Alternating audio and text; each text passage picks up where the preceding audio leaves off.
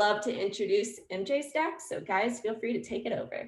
Yeah, of course. It's always great to hear your story, Bree, even though I've heard it a couple times. It's always gives me a new appreciation for what we do and what you do. But MJStack, as she said, we were born kind of out of the cannabis space. Brian and I have known each other for 7-8 years. We originally worked together at an enterprise technology company outside of the Canvatech space. So we have a very good familiarity of some of what those requirements are coming down the pipe for more advanced industries. And we have a good idea of kind of how software is developed and what that process looks like. But we built MJStack out of a need for change and a change in the world. So, I mean, COVID happened March about a year ago now, and then some, and it required a lot of changes for operators. Brian and I were working at FlowHub on the West Coast, and a lot of those folks needed new solutions in place to cater to delivery, to a more touchless environment, if you will. And we ended up being a resource that people came to a lot for advice on how to get solutions that paired nicely together in place to get a good tech stack ecosystem. And we thought to ourselves, wouldn't it be great if we could just do this full time, get people connected with the right solutions based on their unique business across all marketplaces, instead of just being tethered to one company that gave us a great start in the space? And that's exactly what we did. So we started MJStack with the idea of being that free cannabis technology consultancy that you can reach out to for those questions as it builds, or as it relates to building out your tech stack. The whole idea behind it is for us to be agnostic, not tethered to one solution, and just find that best one that's right for your unique business. Love it. The agnostic key is like absolutely crucial. So if you guys don't have a technology solution yet, or if you're looking to migrate to a new one, how those pieces all fit together are extremely important. And we're only going to dive into like the tippy top of this today. Like there's so much to it, but like I said earlier, we will be supplementing this workshop with other free assets, so that way you can dive into things on your own time. But with that being said, let's dive right on into the agenda. And I know we are getting super close to time, so sorry guys for going over, but MJStack, feel free to take the lead, please. Sure thing. Yeah, and you know, we'll try to just stick to the meat of it here. Try to run people through. You covered a lot of what we were going to steer people down those paths anyway. So, all right, if we could get the next slide. All right, so what do we do? So MJStack is a free resource. Adam briefly explained why we're doing what we're doing and how we got in this space. But what we do is we help build your tech stack. And, you know, we've thrown that term around a lot. You heard Brianne throw that term around. So, you know, we kind of wanted to dive in here as what is a tech stack.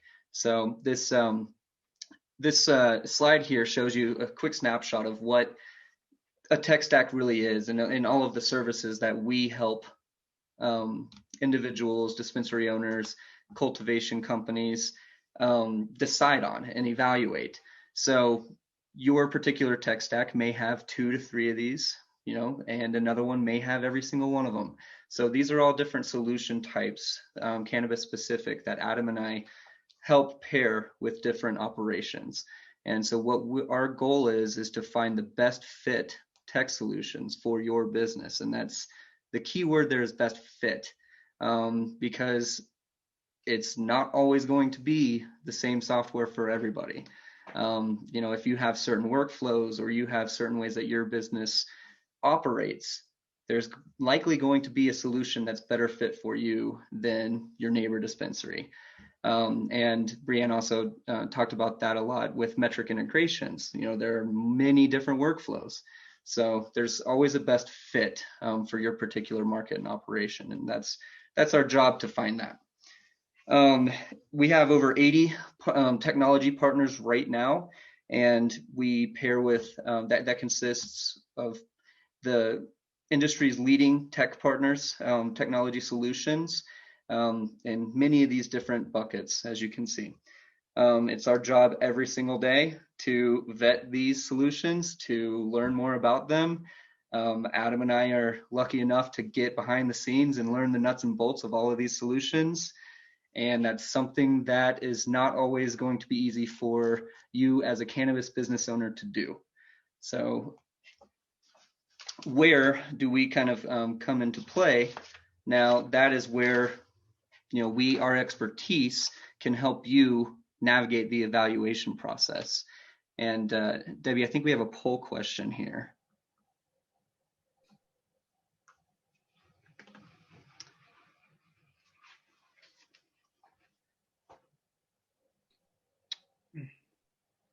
There we go. So the poll question's up there, and this is just so Adam and I can really try to understand how most of you or many of you are finding the information to help you evaluate tech solutions.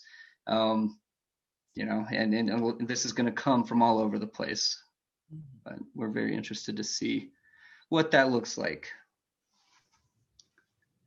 Sorry, I was on mute before, Brian, when I tried to bring your poll up for you. My apologies. No worries at all. I was checking my notes. I was like, I think there's a poll here. But I also have a dog crying downstairs.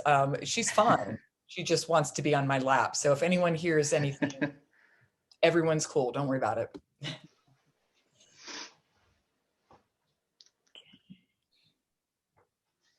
few more minutes. Looks like almost everyone's voted. Some people are still thinking about it. And actually, we got a question that I'm going to answer super quickly. The question is, will you create the batch number Oklahoma requires a batch number with every sale. I'm a grower. We currently generate batch numbers. Are batch numbers still used? Does Metric create batch numbers? And so you will be creating this batch number through the harvesting workflow. So you'll go from your plants to your harvest batch to your packages, and that harvest batch will actually be your batch number that will be associated with the packages as those packages go downstream. Okay. Thank you, Brianne. I'm looking at our poll here. What do you think, Brian? Should you want to give people just one more minute in case they were focused on we can move on and check the poll results. I'll talk to each of them anyway. Internet search is leading. Salesperson is also up there. So these are different areas where, Adam and I, we recommend obviously looking at all of the resources available to you. We definitely recommend talking to your neighbors, finding out how things work in their shops, see if there's workflows that are working well for them. Internet search can be a little dangerous because there are a lot of pay-for-play advertisements and articles that will tell you the top 5 point-of-sale companies. They're all paying for that. So be very wary of that. That's something where Adam and I can really help out. And Debbie, if you want to hit the next slide, that kind of fits in very well to how do we fit into this process and help you stay compliant and build your tech stack. We used to be salesmen for the longest time. So we understand the sales process. We understand sales tactics, and we can really help insulate you from those sales processes and sales tactics. The salesman at point of sale company A has a quota to hit, and they are way more focused on that quota than the success of your business. So do they have a metric integration? Of course they do. So Adam and I can really help you peel that onion back, find out, whether it is a best fit solution for you, whether their metric integration is true, and what that looks like. We can help basically give you visibility and even become gatekeepers from the hundreds of calls you're likely getting from hundreds of vendors. So that's who we are, and that's kind of where we fit in this buyer's journey, is just finding the best fit solutions for your budget, market regulations, workflows, and first and foremost, staying compliant. So I'll let Adam kind of take this one. Absolutely. And just to give a little bit of a peel behind the curtain of what our process looks like if you were to take a consultation with MJStack after this, what necessitates people having a conversation with us is change. And right now, your market's going through some of the biggest change it might ever go through right now with compliance, just putting your whole world on its head, if you will. So it's a good time to reassess the solutions you have in place. So where we would start is discussing point of sale, inventory controls for retail, obviously grow cultivation as well, because there's so many other ancillary solutions that are going to pull data off of that initial decision that you make. Now, I mean, you might be using a solution that's a fantastic fit for you right now, but we want to make sure we understand your future growth plans and that you're not going to be setting up your business for potential failure in the future based on what your needs are today. So, good example of that. I mean, are you looking to? I mean, one of the panelists actually said they have a retail and they're looking to operate or grow. That's a reason for why you should maybe reevaluate your point of sale software. Does it make sense to have a vertically integrated solution, which means all those offerings under the same roof?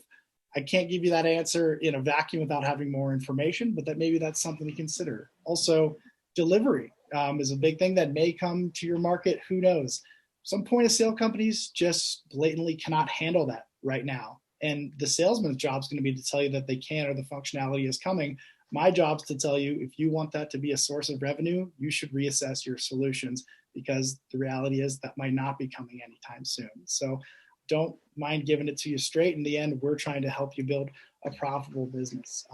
Other factors that we would ask on this initial consultation call, I mean, do you have multiple locations? Do you have multiple locations that are in different states, for example? So what I'm trying to get at here is, even though you may be a seasoned operator and you have solutions that you like working with, you can't just plug and play based on experience, because each situation is absolutely unique. And if you have one vendor that you like in a specific vertical, we're happy to work around that relationship that you like and give a best recommendation based on those existing services. So using that initial consultation, we like to have a recurring relationship with our clients and keep doing these consultations and help navigate you through this journey, because based on that point of sale you implement, it's going to depend who you use for your online menu e-commerce experience. It's also going to depend who you might use to do your messaging remarketing back to these customers.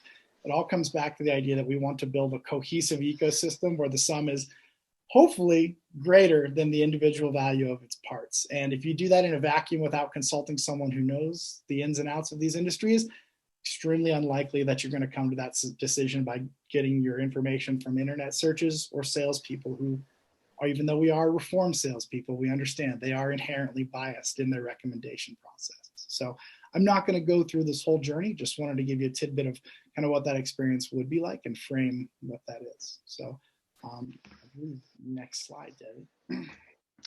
Yeah, so here we want to dive into, and this is going to be our last slide here. We want to dive into common metric tech solution red flags. So we are very focused on this call on the things that are going to help you with metric, that being inventory management software. In cannabis, that is your point of sale or your cultivation software, whatever you may or may not be using at the time, at this time. So first red flag is choosing the wrong point of sale or grow software for your business and metric integration. We've touched on this quite a bit, but it is very important. That metric integration on the retail side of things specifically is extremely important, and understanding what those workflows look like, what your current point of sale software can and can't do. All of us here have been in on the panels, have been here in cannabis for quite a while. We've seen the different markets and what's happened there. And there are a lot of solutions that toe to metric integration that leave people hanging and don't really provide that support and assistance that they need to be able to run their business. So it's very important. This isn't, metric isn't going to be anywhere near as easy as the OMMA report was. It's not a once a month thing. It's ongoing, and it's completely changing how you're operating your business, as Brianne has pointed out.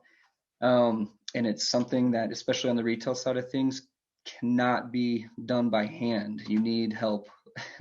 And so you want to make sure that you're choosing the appropriate solution. And I even saw in the chat here some questions about specific software. Adam and I are happy to dive into that one-on-one. That's what we do. We're free. Use us as a resource. I highly encourage that. And even, one thing to consider here too is a company that has a good metric integration does not mean that metric is 100% hands-off, not anywhere close. You will need to know metric first. As Brianne said, it's the source of truth. Even though your point of sale may be the source of truth for certain other solutions that, you know, your tech stack is built from, metric is your source of truth for compliance.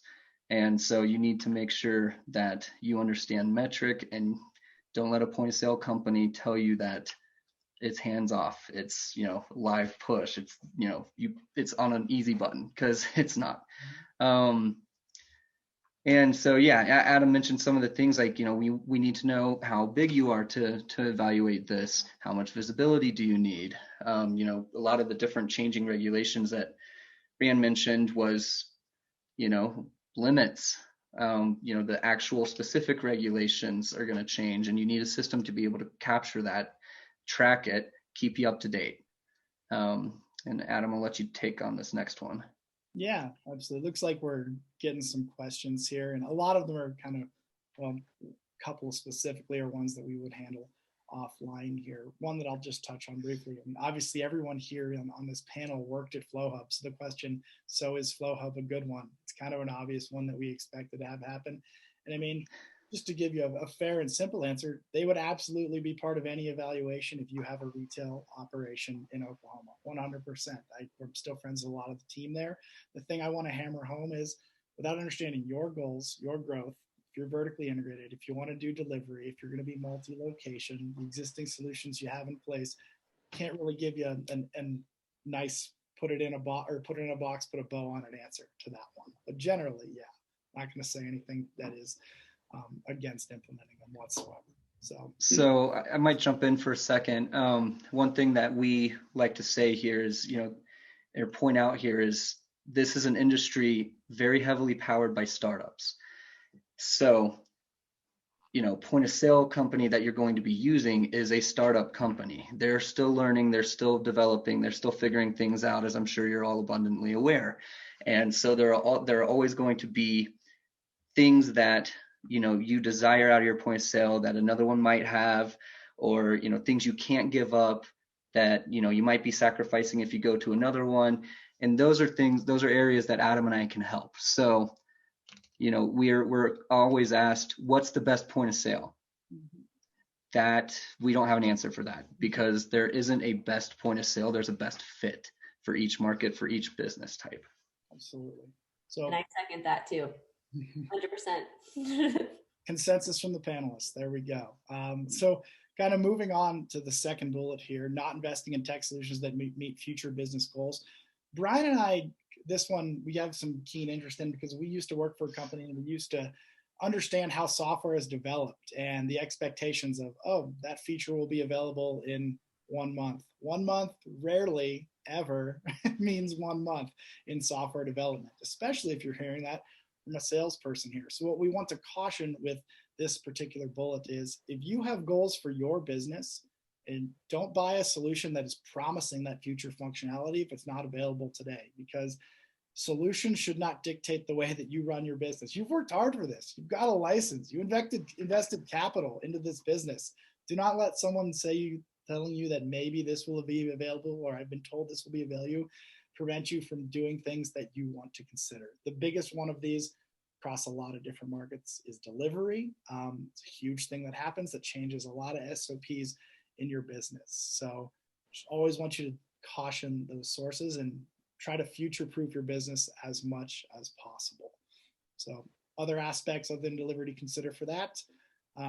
If adult rec is going to come to your state, I mean, you're already doing incredible volume in Oklahoma right now with just med. I can't imagine how much it's going to grow when adult rec comes, and the whole processes that are going to happen from an inventory perspective, because a lot of you are operating medically obviously now, and you're going to have to add the rec aspect. I mean, we'll see when that comes, Brianne, and I'm sure she's pretty stoked on that change, but just things to consider, the questions that you need to ask. And we caution, I mean, we don't want you to ask these questions in a vacuum. You can go on our website and check out our red flags that we give for any vendor evaluation, but really the best advice that we can give is schedule a call with us for a consultation. The worst thing that can come out of it is you got to meet me and Brian. Maybe you didn't get any advice, but it was 30 minutes. So absolutely no obligation. Yeah, so, and one of our most important bullets here is not investing in cannabis specific tech solutions. So this is important, especially with Metric. You need a solution that's going to help you manage the new regulations and all the nuances that come with cannabis. It's something that you won't see in other markets that have been operating with Metric for a while. You just won't see a non-cannabis solution. And it's something that, may have gotten some folks by for now, but that's going to be extremely difficult to manage without cannabis specific tech. It's a reason all these companies exist. Got a question, Brian, that I kind of wanted to address real quick. So Go for it. We've seen the question from Matthew Ellaby. So you've seen multiple markets with Metric, but can't recommend a POS that will be effective in Oklahoma. Absolutely can. The fact of the matter is Metric still isn't live in Oklahoma, and things are different once you see things actually go live and how they're implemented. But I mean, California is a Metric market, delivery heavy. A lot of point of sale decisions are going to be specific on that. Massachusetts is a Metric market. However, the way that they have to report patient limits is completely different from other states that operate on Metric. So there's nuances. I mean, yes, they're all using Metric, but there's nuances to how they're implemented in each state and each individual factors that really dictate those POS decisions. But frankly, if we had the offline conversation, we could put you down the right track with a pretty quick phone call. Yeah, kind of just to back up Adam in that statement, here's a real life example. So we have a multi-retail location in Palm Springs. They're also expanding across California. To give you an idea, they do about $500,000 of transactions per week and have thousands and thousands of tags in their inventory. They were on Koba. They then went to another point of sale within about 10 months, and now they are migrating to another point of sale about 11 months later. So when we say that Metric changes everything, it absolutely does. And so definitely take Adam and Brian on their free resources to actually unpack this a little bit more. There's going to be a lot of unknowns over the next 60 to 90 days, and a lot of things are going to change.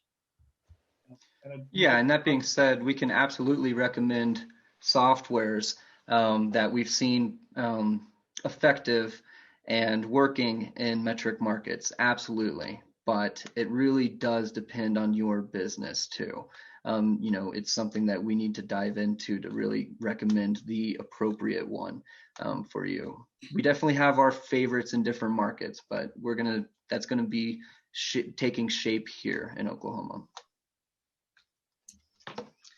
Another thing that I wanted to talk about here on not investing in cannabis tech solutions, and something that is very, very important here, is there's a new level of visibility here with Metric. Absolute new level of visibility. We've seen it in California very recently. All of the good work you folks are doing is giving a lot of money to your state, and they now have the funding to come audit you. And they will. And so, audits come with fines if things aren't being done correctly. And, a lot of that, again, you can't 100% rely on your point of sale, but it absolutely helps keep you compliant. And, one of those fines, two of those fines, and that's more than all of your software combined. So, it's absolutely worth investing in cannabis specific tech. It would be nice to be able to use a Square or a Toast, and maybe some of you have up until now, but there's a reason that they don't operate none of the operators in Metric specific states are using them. It's because they just can't handle the inventory side of things for cannabis businesses. I think we have a poll question coming up here. Wanted to get some feedback on how you all feel about your current inventory management solution. Just a general read of the room here. We'll give some time to reply to that. While we're letting you walk through that, we're almost done here, but another cannabis specific tech solution, because we do pitch to an entire tech ecosystem. I know we've been very inventory and POS heavy. But another small example is, I mean, if you're using a messaging service to reach out to your customers for remarketing purposes, if you're not using a Canatech specific one, a lot of those messages are going to get trapped in carrier blocking, for example.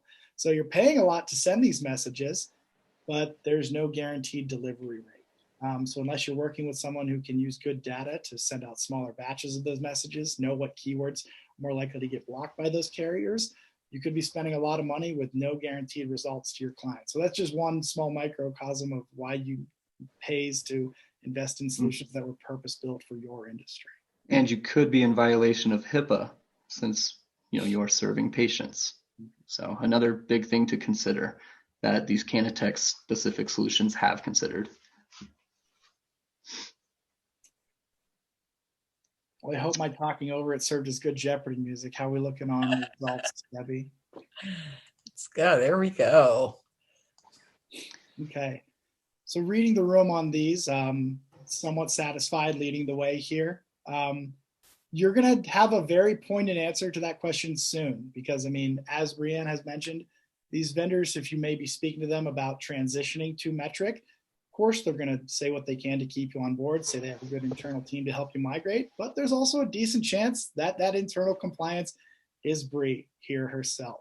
They don't allocate those resources to these migrations. So, I mean, that doesn't mean necessarily change. It just means, if anything, necessitates a time for you to consider all options. So that's all we're trying to do, is make you think about that. Okay. Adam, I think you can take us away with the last bullet point if we may have already covered most of it. Absolutely. So the big thing we want to hammer home is that evaluating all these solutions in a vacuum, they could look really great when you do evaluation A. They could look really great when you do evaluation B for your online menu that plays off of it, and all these things together. But we are the only source you can go to that can tell you how all those solutions will play nicely together to form that cohesive stack without any ulterior motive from any of these companies paying a paycheck for us to say that's the best. So there's different levels of integrations and how these systems play nicely together. Some are one way, some are two way, some are a little bit of auto magic, if you will. So we're happy to give clarity on how those actually work and implement, and how they actually look in the field. So that is definitely clarity we would love to provide for you. So I want you to be thinking about the big picture of your business and what you want to accomplish with your cannabis technology on all these consultations. Yeah, and I love Allison's question here, because absolutely what Adam and I are trying to help you avoid. We would like to help you find and locate the best solutions for you now, so that you're not evaluating, forever, losing all that time and money on those evaluations just to pick the wrong software and have to swap it out, like Brianne said, multiple times, which we have seen in every single market, every single one. So yes, absolutely. That's something that we are purpose-built for. Mm-hmm. The worst part about a sunk cost fallacy is when one of those solutions that you just keep using because you're afraid to change. When I get it, fear of change is real. When that solution starts rolling out more functionality that displaces other services, but you decide to sign up for them just because you're already paying for them in another bucket. Now, it's almost guaranteed you're not getting a best-in-class service. You're just doing what makes you, or you're being the definition of complacent. And it's obviously not going to differentiate you from the highly competitive market that you all are operating in. So. Yep. And it's important to keep in mind too that a software that Adam and I might recommend this second might be passed by a competitor a year or two from now, and we might be recommending you that competitor of theirs, because it's just things change, the markets change, regulations change, and it's just being able to work with people who know those nuts and bolts of the softwares, what they can and can't handle is really important, and it can save you a lot of time.